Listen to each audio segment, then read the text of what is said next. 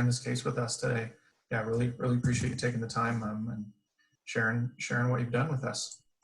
All right, so I think we'll shift gears now over onto the didactic presentation. I'll share just a couple of our kind of housekeeping slides here. So this first one's our disclaimer, letting you know that we do record these sessions. We trim out any of the case discussion portion and strictly keep the didactic. But if you don't want to be on that video recording that we post, just let us know, send us something through the chat box and we can edit you out. And then Janine, Dr. Camero did a great job of this today, but if you present any patient cases at this or any future echo sessions, please just don't disclose any protected health information. This is our team for this series and our disclosure policy, just letting you know that no one on the team has any relevant disclosures to make, just making sure we're in compliance with our CME. So with that, I will turn it over to Dr. Velasquez. Okay, it's going to take me just a minute to share my screen. Always have a little try. Are you seeing my slides at this point? Say yes. We are, yep. Okay. And if you just put them in the full screen presentation mode. How's that? Yep, go ahead. Great. Thank you. That was a fascinating presentation, and I'm so grateful to be part of this. And I just want to say, David, I don't know you, but so far today we've seen a toddler, a dog, and an infant, all getting lots of love and cuddles. So appreciate your being on. Looks like you got a lot of things happening. Yep, I'm at home, and yeah, it's a little entertaining when I'm at home. Yep. It's great. No, it's great. Show us that baby again. What a cutie. Oh, hi there. I could just watch this the whole time. I know, this is Lily. She's being pretty chill. She's getting close to nap time. We're feeding her. Nice to meet you, Lily. Okay, so I'm going to talk a little bit about implementing SBIRT in medical settings, which Dr. Hedema asked me to talk about today. And I will have to tell you that I have just, without shame, stolen ideas from a few friends that I've talked to these past few days who sent me some of their slides. So Paul Seal and Alicia Kowalczyk and Rich Sates are responsible for a lot of what I'm going to talk about briefly today. I also want to say, for those of you who know Rich Sates, Rich has been a real leader in the field in SBIRT. He's provocative, he plays devil's advocate, and he's very, very ill right now. So he has pancreatic cancer, he's going through chemotherapy and radiation, and he's just a great guy. And I think the more positive thoughts, prayers, concerns, whatever you can send in his direction would be much appreciated. So a lot of this that I'm going to talk about really has so much to do with Rich and his work in the field. Okay. So this guide, very briefly, there's a guide that has been out, I guess now for a couple of years. I was part of the group involving Rich Sates, Kathy Bradley, a number of other people working with SBIRT on how to implement care for alcohol and drug use in medical settings. So this is kind of considered an extension of SBIRT. We called it SBIRT 2.0. And so it's well, I guess it's 1.0 here. We called it 2.0. But it's a guide that I think many of you may be familiar with. Jenny said that she has used it quite often. So, but it's organized around different changes that most practices need to make to improve alcohol and other drug-related care.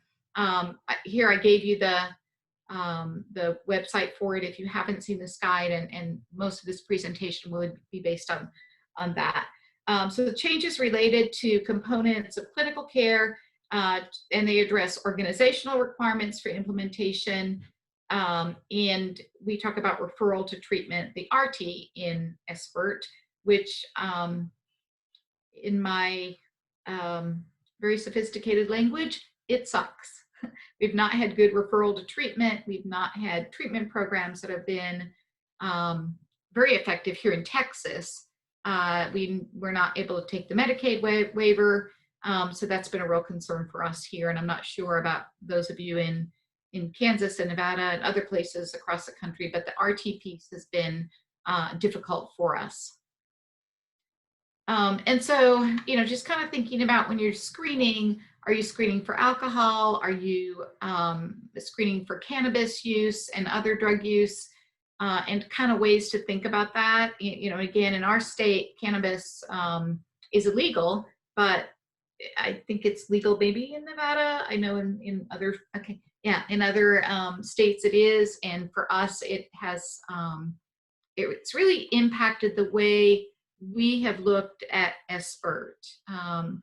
Dr. von Sternberg is on this call with me today. We did one of the NIDA studies. It was an R01 looking at using SBI in a trauma setting. And many of our, Kirk, you can correct me if I say anything wrong about the data here, but a majority of our patients in the trauma unit were using cannabis of some sort, mostly smoking marijuana, and it really impacted the outcomes that we had with regard to using SBIRT in the trauma unit. We found that it wasn't very effective for people who were using a lot of pot.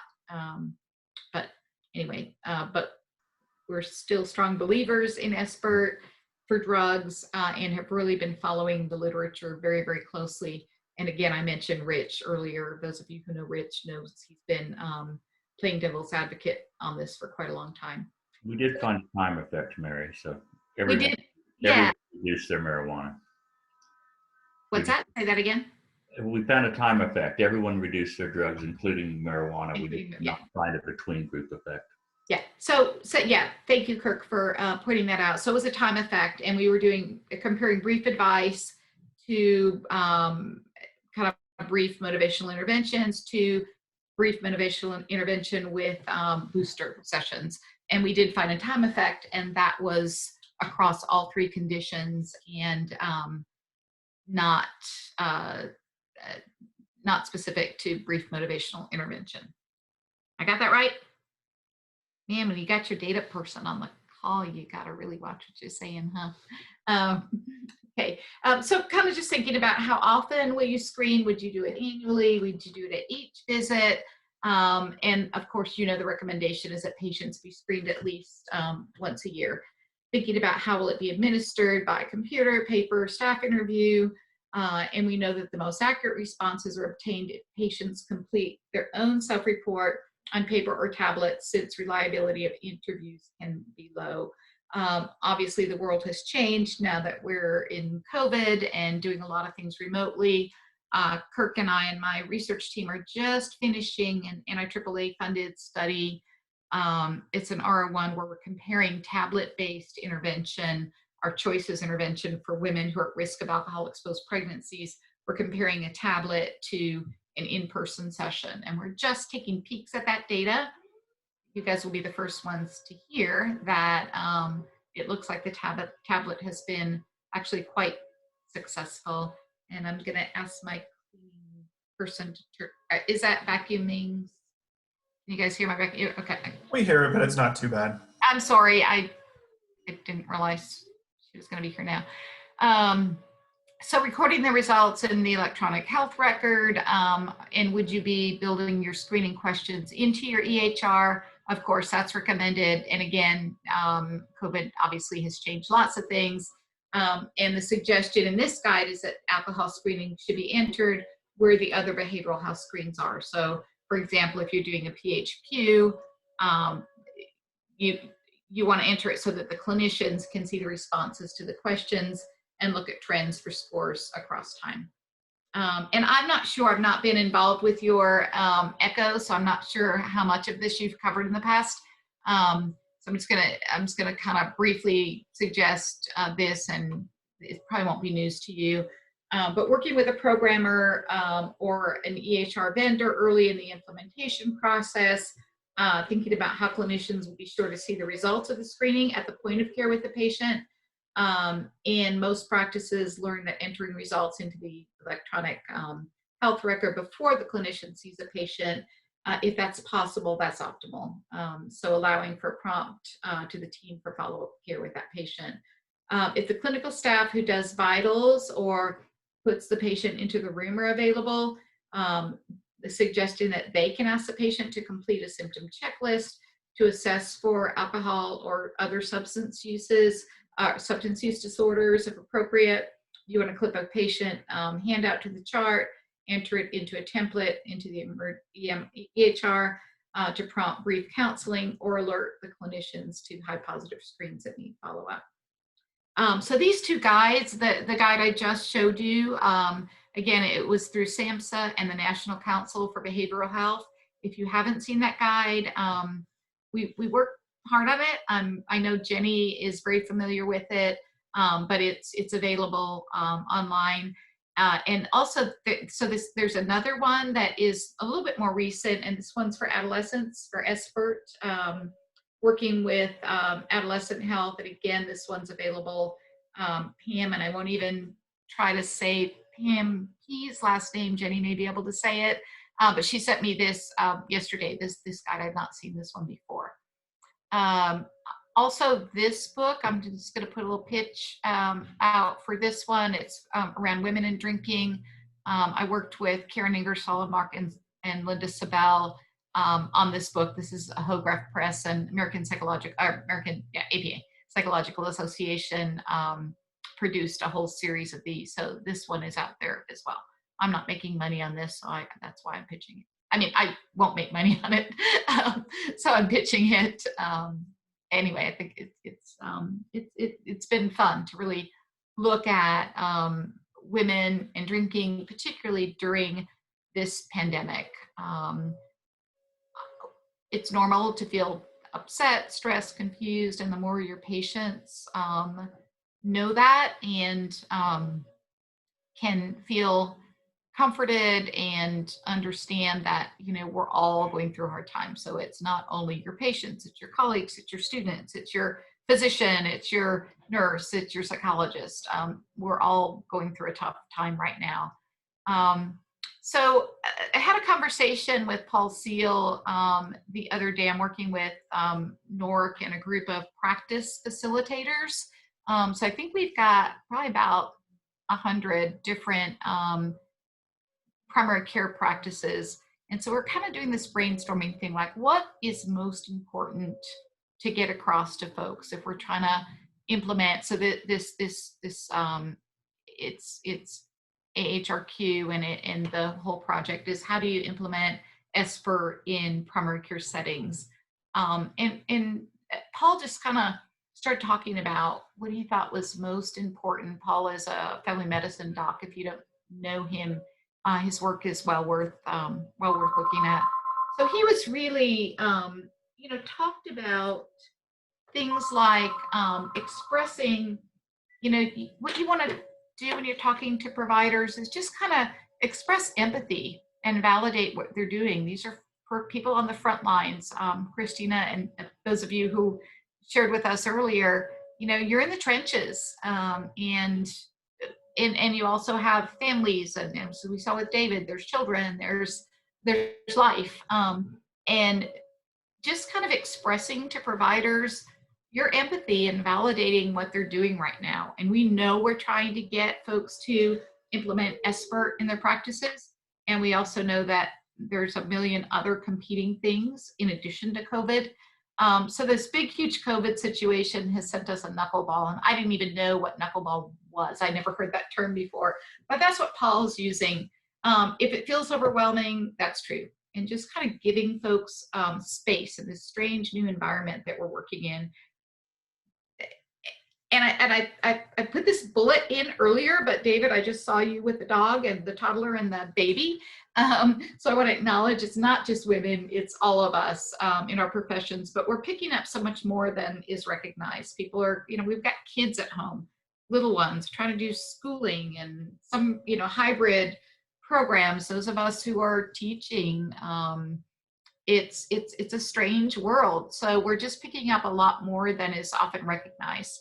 So kind of thinking about one clinic, what is that saying? If you've seen one, whatever, you've seen one, right? If you've seen one clinic, you've seen one clinic, and one provider at a time. So just kind of giving people some space where they can express, this is where I'm strong at, and this is where I could use some support, and acknowledging that our healthcare providers really do need support. They're not oftentimes not going to ask for it, but offering it in whatever way we can, I think, is important. The other thing we talked about is as we move into 2021, I mean, I think we all kind of say, wow, 2020 sucks, right? And we're ready for it to be over and done. Moving into 2021 is not going to be, an epiphany. It's not what we're going to expect it to be. Things aren't going to change all of a sudden. If we think about the way the natural ebb and flows, 1918 epidemic took a full 2 to 3 years for us to recover. 5 or 6 years post 9/11, we saw high rates of drinking. And I don't have to tell you that we're seeing a lot of increased alcohol use and problems. People now can, the bars stayed open in a lot of ways, but, we had curbside pickup of drinking. We're having pandemic, we kind of joke and say there's a whole generation of children who are going to be raised with stay-at-home parents who are drinking a lot. So just kind of thinking about, let's take this one step at a time. And this was Paul said yesterday, let's embrace the serenity prayer. Let's kind of think about, let's change the things we can change and try to realize we can't fix it all. Let's figure out how to make this a safe space. So kind of, I would just suggest that the way we think about BI, our brief counseling interventions, let's kind of think about that with regard to how we implement SBIRT in medical settings. Set a goal, make a plan, let's get to work, stick to it, and reach our goal. This is a slide from John Higgins Biddle, and you can see it's from 2009. We're not seeing many things that are different right now. A lot of, when I worked at Kirk and I were in family medicine for a number of years. I was director of research, University of Texas Health Science Center in Houston, which is now the McGovern School. We talked to residents and medical students and said, tell us about your comfort level in talking with patients about their alcohol use. And across the board, they said, that's really private. That's something that is not my business. And it was really interesting because, we talked to people about their bowel habits, their bladder habits, their sex, sexual experiences, but asking them about their drinking tends to be uncomfortable. And we're still seeing that today in the medical students that we're working with. We've got a new medical school here in Austin, Dell Medical School, and I hear the same thing. It's like, it's not really my business to talk to them about their drinking.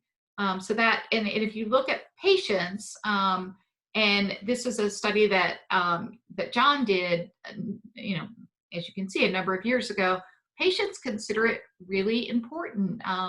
If you look at their diet and exercise and their smoking, drinking is right up there. Patients feel like it's really important to talk with them about drinking. My own anecdotal experiences, my doctor asked me once when I first started seeing him about 15 years ago, and his alcohol screening question was, "You don't drink too much, do you?" And I said no, and he never asked about it again. And here's just a chart on the patient's comfort level with screening for alcohol. Again, you can see that it's right up there with diet, exercise, smoking, and patients tend to be way more comfortable oftentimes than the providers. And so the U.S. Preventive Services Task Force recommends that all primary care patients be screened, and it's similar to flu shots, cholesterol screening, blood pressure. Brief intervention works. We know there are a lot of randomized controlled trials, and we see up to around 30% reduction in alcohol consumption over 12 months is not unusual. Paul has these 3 models for integrating SBIRT into primary care.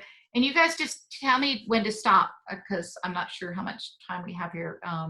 Yeah, we've got just about 4 minutes left here, Dr. Velasquez. So yeah, if you can Okay. to wrap up. I'm gonna zip through and then and these slides and we'll be done. So 3 models for integrating SBIRT into primary care practices. The first model would be the Lone Ranger model, where the MD or the primary provider, nurse practitioner, PA starts with a single pre-screen, and if that's positive, do the audit and do a 1 to 2 minute brief advice intervention. Ask patients if they need or want more help, and give attention to alcohol at the next follow-up visit. Second model would be the primary provider and a nurse or medical assistant partnership, single screening, single question screen. If it's positive, again, the nurse or assistant does the audit, or ask the patient to complete it and give it to the doc. Again, these are Paul's slides. I just lifted them. The MD would perform brief intervention or follow-up. So these are his slides that he uses when he's teaching residents. And the third would be a systems-based SBIRT, which obviously we would all, I think, want to see happen, where the clinicians and the entire staff are trained in SBIRT, and there's an office system that would support it. So using implementation guide, similar to the one that I showed you in our first slide, have a team assigning different tasks to that team, implementing their system, and having a monitoring and feedback system to reinforce.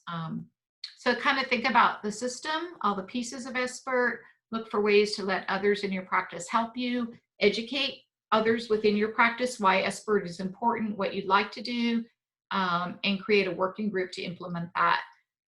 Identify who your power brokers are. Change agents, I think, is another way to put that, and get their buy-in. Educate them about SBIRT. Let people within the practice solve implementation problems. We're creating a working group, outlining the tasks, facilitating adaptation of the process, and guiding and influencing this process, keeping your goal in mind. And then the last one is really keeping nurses, medical assistants. They are your most powerful allies for increasing SBIRT, including them. And again, asking pre-screen with vital signs and administering the other measures. There are a couple at the bottom of this slide. You'll see we've got a couple of articles on that. And that's it, including monitoring feedback. We know most healthcare workers are busy and they stop doing jobs that no one cares about. So we need to keep SBIRT high on the agenda. Giving monitoring, providing feedback, letting people know this is an important part of your practice. We're watching, we're looking out for this, and then giving information back to the people who are doing that work so that they know. And that's it. And then, of course, reimbursement. Okay, that's it. These are just the folks that we think will be most involved with delivering SBIRT services. All right, thank you. That's it. Thank you. Yeah, I'll open up to the group right now then. I realize we're right at the top of the hour. So any questions from the group on this topic?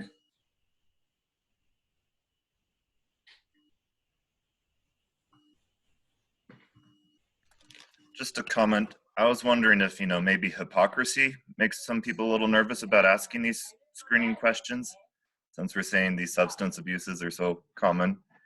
And I know there were plenty of people in my med school class that partook of copious amounts of alcohol, but that's, a whole other thing.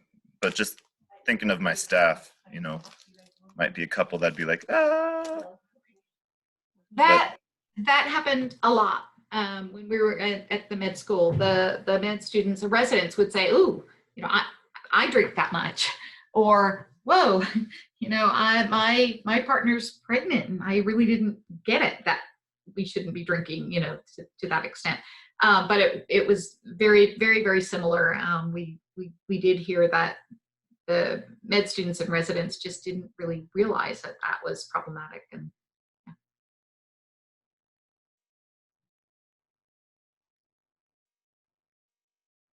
any other questions, thoughts? I know I kind of flew through that. Another interesting thing out here where I am, Southern Utah, rural Nevada, is there's a decent religious culture.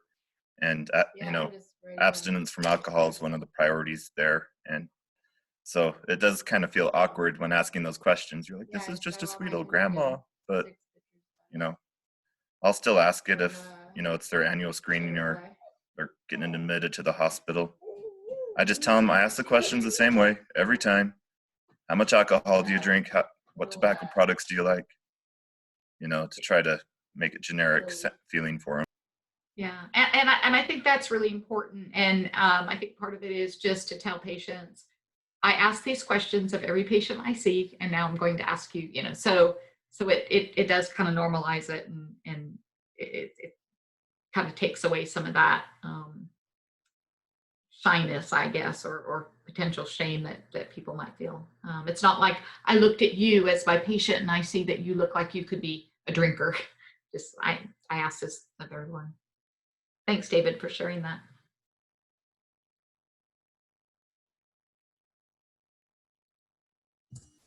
Excellent. Thanks, everyone. So I'll turn it over to Christina right now. We want to talk about some of the resources that we want to share through this series.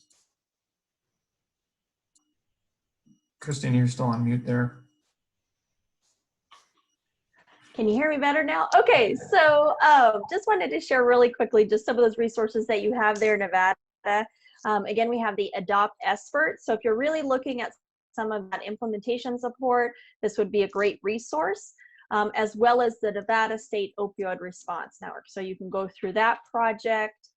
If it's specific to reproductive health, so working with women, there's a wonderful reference guide that provides a lot of resources around screening, brief intervention, referral to treatment, billing, all sorts of good resources there. And then also, oops, I'm so sorry. I was gonna have that all prepared so I wasn't taking you to and fro. Wanted to just show you also the Opioid Response Network here. Also a great resource. I know they're wanting more requests. It is one of those things where they're not going to be reaching out, but you can submit a request or you can give them a call. And that's a great, all of those, again, whether you're looking at Nevada specific or if you're in another state, you can take a look at that Opioid Response Network, which is nationwide. But it's a very nice resource if you need training, implementation support, trying to pick out which screen is best for the population you're serving. Any of those questions, they've got experts across the country to help. So definitely recommend checking those out.